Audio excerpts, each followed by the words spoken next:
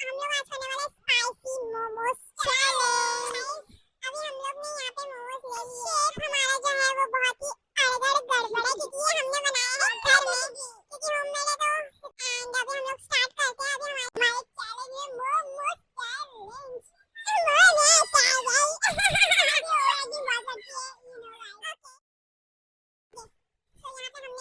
चटनी डाल दी है।